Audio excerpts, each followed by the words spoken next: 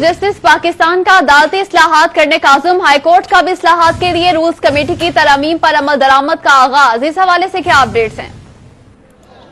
जी देखिए, इस वक्त सबसे बड़ा मामला जो है वो अदालती इस्लाहात का है। चूँकि अदालती इस्लाहात होंगी तो लोगों को बर वक्त इंसाफ फराहम होगा, उनके घरों तक इंसाफ की फराहमी यकीनी बनाई जा सकेगी। लेकिन इस वक्त जो सूरत हाल है, लोगों के साल साल तक मुकदमात के फैसले नहीं होते, और जिसकी वजह से चीफ जस्टिस पाकिस्तान मियां साकिब निसार ने मुल्क भर में अदालती इस्लाहात के निफाज का अज़म का इजहार किया था। और इसके बाद लाहौर हाई कोर्ट में भी अदालती इस्लाहात के हवाले से रूल्स कमेटी जो है वो अपनी सिफारिशात मुकम्मल कर चुकी है, और इस हवाले से अपनी सिफारिशात chief justice Lahore high court को भिजवाई जा चुकी हैं।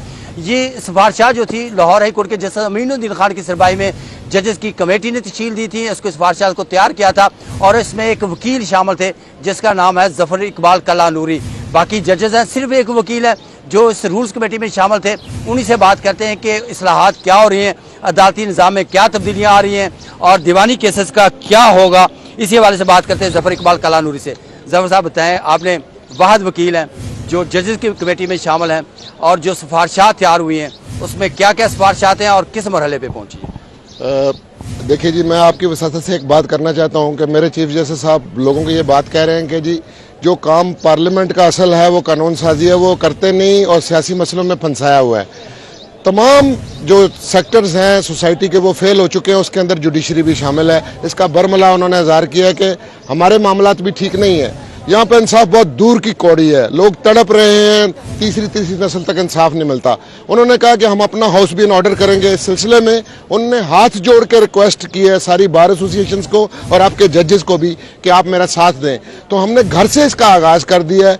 एक आगाज़ ये है कि हमारे पास कानूनी तौर पर पार्लियामेंट के हम पाबंद नहीं है।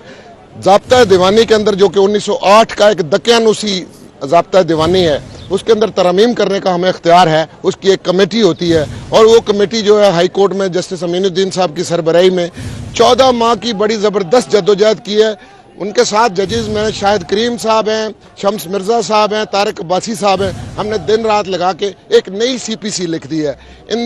उसका मतलब क्या है? बताएं। देखें, इस वक्त जो सूरत हाल है, आपने बिल्कुल ठीक कहा कि चीफ जस्टिस पाकिस्तान ने भी कहा कि अदालती निज़ाम वो तौक़ुआत पूरी नहीं कर रहा जो होनी चाहिए, और इस्लाहात के निफाज किया जा रहा है। दीवानी केसेस का क्या होगा, इस मुख्तसर से हम मुख्तसर बात यह है जी, ये वाली इस्लाहात होने के बाद जब नए रूल्स आ जाएंगे तो मुकदमत की तेजी से समात होगी। इसके अंदर कंटिन्यूस ट्रायल का डे टू डे का कंसेप्ट आ गया है। हुक्म के लिए एक डेट रखी जाएगी 7वें दिन, उस दिन हुक्म लोगों के हाथ में थमा दिया जाएगा। एक्सिक्यूशन होगी, ये एक कागज का टुकड़ा जो इम्प्लीमेंट ना हो, ऑटोमेटिक इम्प्लीमेंटेशन होगी, उसका रिजल्ट निकलेगा। अब तारीखें लेने वाली कोई बात नहीं। इसका मकसद ये है कि हाफ कुक्ड हाफ बेक्ड ना जजेस चलेंगे ना वकला बनेंगे, हमें करके खानी पड़ेगी, ये होने वाला है। और अब फुल कोर्ट के बाई सर्कुलेशन इजलास जारी है।